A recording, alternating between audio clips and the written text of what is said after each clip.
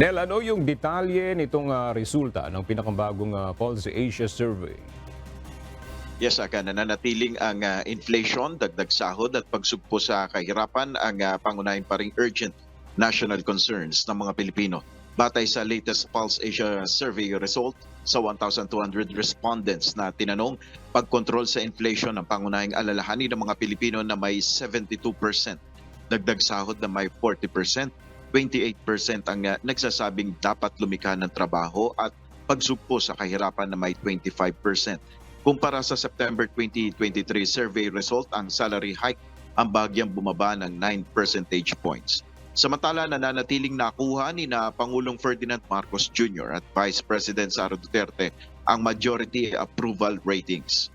68% ang nagsasabing kontento sa naging trabaho ng Pangulo, 74% kay VP Duterte, 49% kay Senate President Juan Miguel Zubiri at House Speaker Martin Romualdez na may 39%.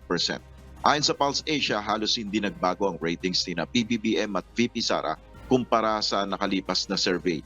Wala pang tugon ng Malacanang sa inilabas na bagong survey result na ito. Yan muna ang ating update. Balik sa iyo agad. Maraming salamat, Nel Mariboho.